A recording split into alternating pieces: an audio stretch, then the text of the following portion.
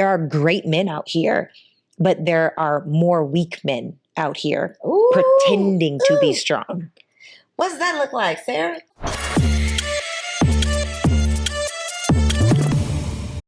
Have you ever had the I don't need you energy? Because I know you're out here killing it in business. Girl, doing your thing. Yes, very much so. Yeah. I don't know how I would have avoided that. Being single, being a boss, being not having to answer to anybody, I don't know how you could be anything other than that until you have to be. So I think it's the adjustment that people get on podcasts and criticize women for, but there has to be an adjustment. Yes. Whenever you are entering a new space, a new season, there's going to be an adjustment period. I did another episode with an amazing woman, and she was talking about how she wanted her husband to spiritually lead her, but he wasn't necessarily strong in that area, but he's working on it. You know, like the desire for growth in that area. It's like, okay, I can still trust that you can be a leader in this area versus compromising. Okay, I just don't need it. Right. So in the same way, if for men that are dating successful women, do you have the patience? You don't have to compromise. Oh, she's never going to follow my lead, but can you be patient with the process to grow, because growth takes time? Can you work with her? Yes. And I think that's the question on both sides: is can we compromise? Yes. So that's what that is. Full circle. The flexibility, and then also I want a provider, but I am flexible in knowing that this is possible too. Yeah. And I'm not willing to just jump ship at the first sign of whatever. I'm willing to talk through it if you're worthwhile. If you're worthwhile. Yeah, if you're worthwhile. And I was literally interviewing somebody yesterday, Cody from Black Love, for my podcast, and she sat down with over 200 happy couples. You know, they were happy at the time, but 200 happy couples. And I'm like, well, after talking to all of these people, what are the common denominators? What are some of these lessons that you've learned? Because as a single person, what you won't put up with in a relationship is totally different than when you are a wife and life comes at you fast, and it's just a totally different situation. So I think the fantasy of what we're going to do versus the reality of what we do is totally different. Yeah. And her answer was, what she's learned over the years is like, it really takes a commitment to be committed. Yes. So it's like, yes, ideally, this is what I want. The dream life that we have together, this is what it looks like. But are we willing to be flexible with one another? Are we committed so much to one another that even if this vision starts to look a little different, like we're willing to compromise, we're willing to play the role that I need to play in this season. I got to know how to play my position in this season versus what I might have agreed to last year. Like that changes every single day. Yeah. And I think that a lot of people, especially in today's society, I think it's just a softer generation. People don't know how to stick it out with anything, not in business, not in relationships, not in friendships. Like you see people just jump ship so quickly now. And I think that a part of me, and it's so funny, I'm very transparent. It just is what it is. You know, you're going to get what you're going to get. And one of the things that I had realized while talking to my therapist is like, my parents have been together for decades, right? And my dad ruptured a disc in his back when I was 10 years old. We went from a 2-family income household to 1. My mom had all of us kids, my dad's injury, her own life, a full-time job, going to school full-time, trying to get her master's in engineering, and also trying to make sure that we weren't homeless all at once, while still making my dad the head of household. Now we're on our second battle with cancer with my dad. Like he's gone through so many things. My mom still makes him head of household, right? My dad still respects my mom as a queen she is. He doesn't allow his ego to get into the way. And I feel like I've seen their level of ride or die love. And I'm like, not to say that it's perfect, because it's not. I'm sure that they've had, tiffs and arguments and all of those different things. However, what I'm very clear on, my parents would never leave each other, and the level of how they love each other is so high level that I desire that. So when I look at, I'm having an amazing experience. Don't get me wrong. There are great men out here, but there are more weak men out here pretending to be strong. What does that look like, Sarah? What, weak men? Weak men pretending to be strong. It looks like men that... Like toxic masculinity, is that? I mean, it could include that. I think that for a lot of the things that I see, because I have a very affluent circle, and I think that somewhere down the line, a lot of men think that having money is enough. And it's not. It's a part of it. That's important. Like Zig Ziglar says, money is important, or money's not the most important thing, but it's right up there with oxygen. We need it to live, right? So yes, it's important. But what is your character like? And I think that a lot of men are really great at building business, but not great with emotional intelligence, not great with emotional regulation, not great at accountability, not great at leadership. It's like, you can lead this business, but you can't lead this woman.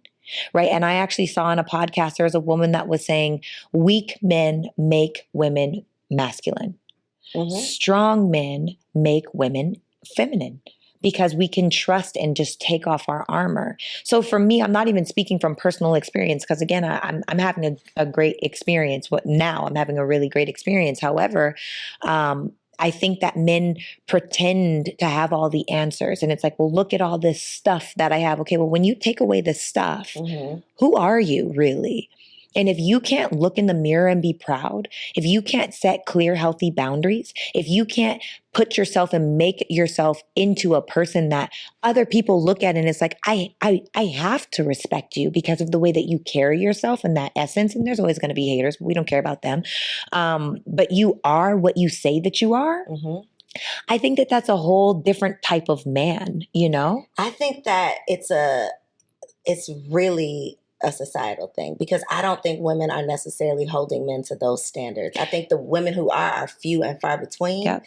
So men have gotten so accustomed to and comfortable with that bare minimum of, if I buy this, if I can afford that, then this behavior is acceptable. I think the term high value man has gotten misconstrued with like high earning man. Yep, I agree. Is what people are really talking about. Like, do you have money is what people are talking about. That's what they really mean, but they're saying high value.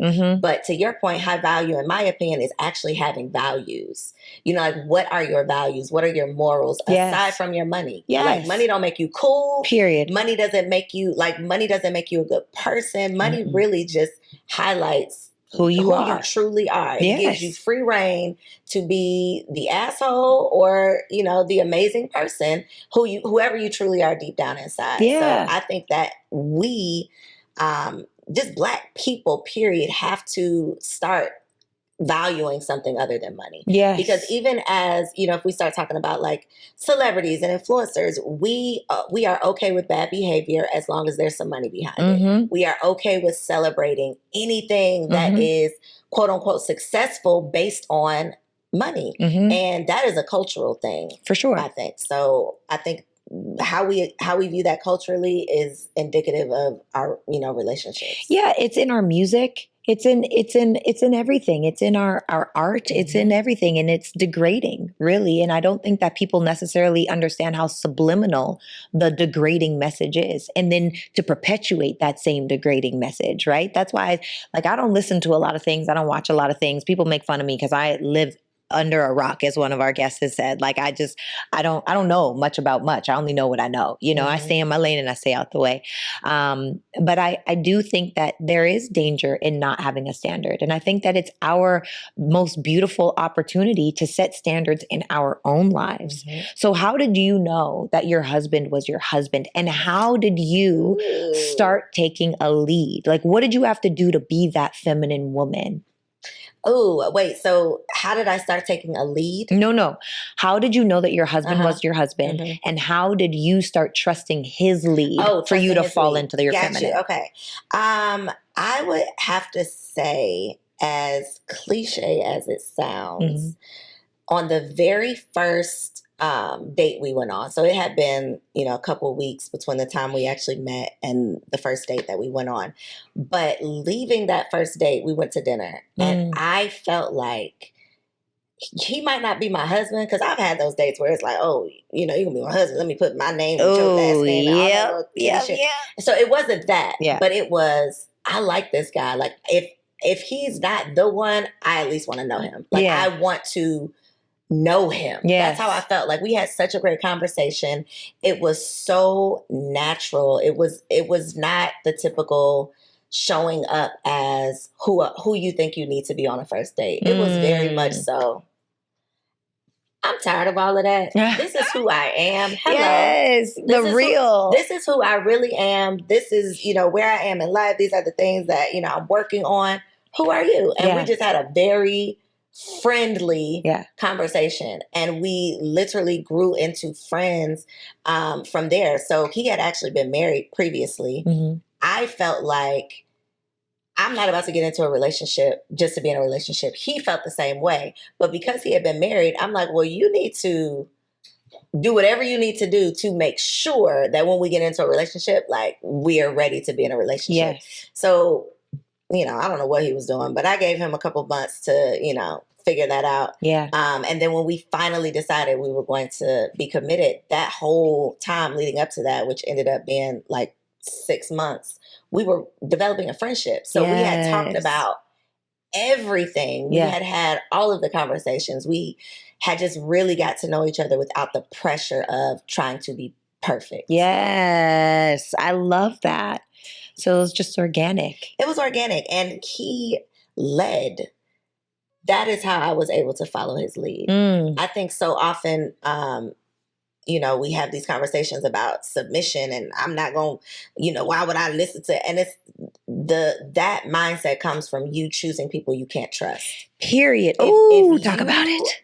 Come into contact with a man who naturally takes the lead, you're going to follow his lead. Yes. As a woman, you're naturally going to fall into your feminine. Yes. To your point, a masculine man is going to naturally bring the feminine out of you. He ain't going to have to force it out of you. Mm-mm. He's not going to tell you this is where we're going. He did hit me with a couple, I want to see you tonight. Make sure you're ready by this time. And I'm like, okay. I will be there. I'll be downstairs and ready. Right. So those were the things that it was like he didn't have to force it. Yeah. He didn't have to force it. He just was a man. He is a man. And that naturally put me into that feminine that I was not comfortable even being in. Before, yeah. Mm-hmm. I love that. And I can relate. I always joke, like there's a relationship I'm thinking about in particular where this man said his mom used to make fresh baked bread weekly. Girl, I started baking bread every week. Couldn't be me, though. Girl, I started baking bread. I was making banana breads. He liked casseroles. First of all, he was a black man, okay? I didn't know black people really ate a lot of casseroles. I didn't know that was a thing. He loved casserole. I started making I didn't even know how to make a casserole. What was happening, Sarah? He just brought that out of you? He brought it all the way out of me. Don't get no ideas. Yeah. And even and granted, I have like a laundry service and all of these different things, but even like doing his laundry, folding his stuff up, it was like I wanted to go the extra mile for him in that way. And I think that, and again, I'm so grateful that I walked away from that relationship. He's a great guy. He's just not my guy, but I'm so grateful that I got glimpses of the version of me that feels safe enough to be in my feminine, to really follow a lead. Because whatever that man was saying, I was with. I was like, look, all right, let's go. Let's go. And granted, we weren't aligned in ways that were important to me, but ultimately I know now more of my desires. I know more of what I'm looking for and what is important for me to feel, because I do feel like a lot of women, they're like, ooh, he needs to be 6 foot, whatever, tall and handsome. I don't care.